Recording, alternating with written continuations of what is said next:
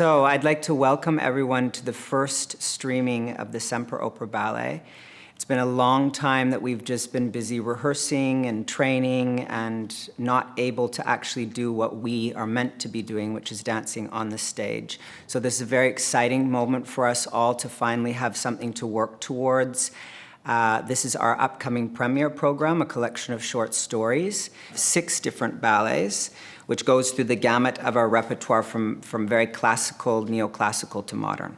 Normally, I have the freedom to really create diversity with 3 substantial new creations. This time, from the 7 pieces, we have a few pieces returning that we've done before, and we have a world premiere at the end, and we have some premieres for our company. So seeing it come to life on stage the other day was very inspiring, because I do feel actually that this program represents perfectly where we're at right now after these almost a year and a half of being unable to perform. So the program's made up, it starts with William Forsythe's A Vertiginous Thrill of Exactitude, which we have done years ago. It's just that. I think the piece is kind of tongue-in-cheek. It is almost impossibly fast, impossibly hard technique. It incorporates everything that you'd like to see in classical, neoclassical ballet within 10 minutes. I think it has more steps in it than Swan Lake. So it's extremely challenging, and William Forsythe has been a very, very key figure with our company right from the beginning. He was responsible for helping me come here as well. It's extremely important that I have a piece from him on the program. I think we decided to put the young'uns in, as he says. He wants a cast of very young dancers that have all the energy physically and mentally to get through this piece. And it's also a piece I think that the audience loves at the end. It's very exciting to Schubert's Symphony the Great. So I'd also like to incorporate some of our classical repertoire. And we decided to put one of the timeless beauties of that repertoire, the White Swan Pas de Deux, which speaks for itself. I also decided to put in the Black Swan Divertissement, and in this version, this was made specifically with COVID, so it's a little more interesting actually in the end that Rothbart is presenting Odile to the prince, but the prince isn't actually allowed to touch her till the very end of the Pas de Deux, which is something that normally isn't there. And it makes for an interesting, different take on it. After that, I decided to put in the Odalisques from Le Corsaire, which is the 3rd act pas de trois.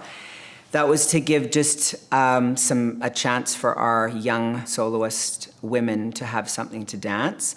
Le Corsaire is not in our repertoire, as I said, and it's a beautiful sort of soubrette, charming divertissement.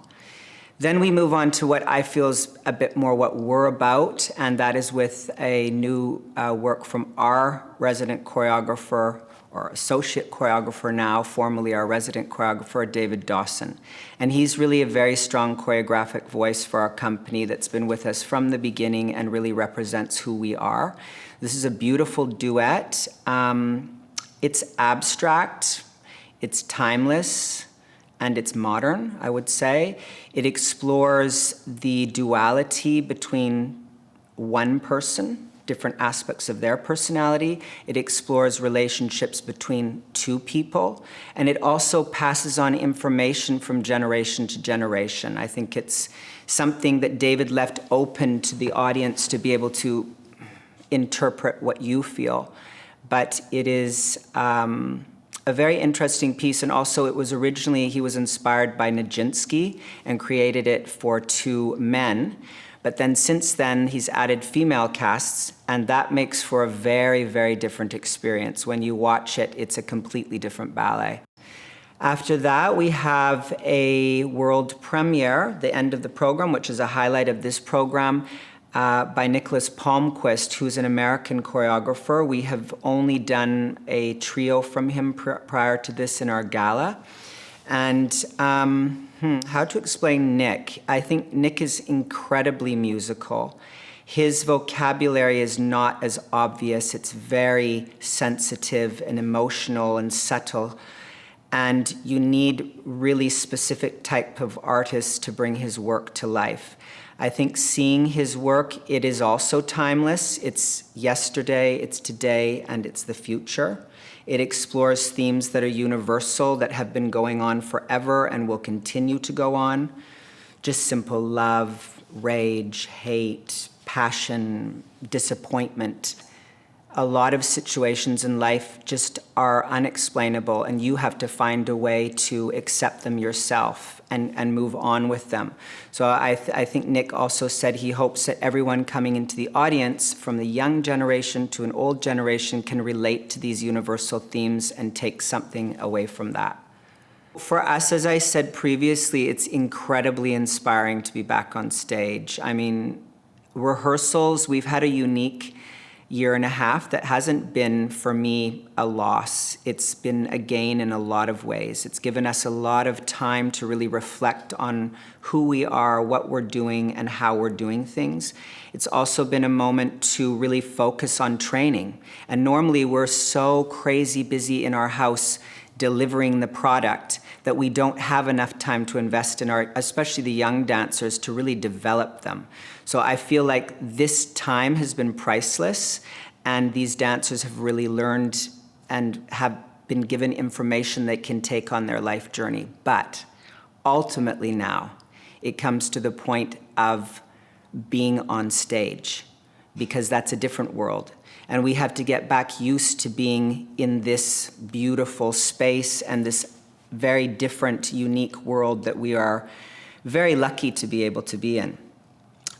This is my 15th year anniversary here as the director of the company, and probably not where I thought we would be in a program after my 15 years, actually, but I'm very happily kind of content when I'm seeing this, that we actually are in the exact right place that we need to be, because I think this program represents who we are right now. And then hopefully, as things move forward in the next season, I'm very hopeful that we'll get back to our normal environment, artistic environment, and be able to get back to the dynamic programming that our company is really known for now. Every company does a mixed repertoire, but I feel like our company lives inside this, and we desperately need to be doing all of it. The classical feeds the modern feeds the classical. Like we've said from the beginning, I see dance without borders. It is one umbrella that encompasses everything. And in our company, I'm not interested in finding a group who can do one style or the other. I'm interested in dancers who can move generally through this massive repertoire with a certain expertise and ease and comfort. So I'm extremely happy to finally be able to offer you, our audience, and also our dancers, this wonderful opportunity to return to the stage and to visit you in your homes virtually.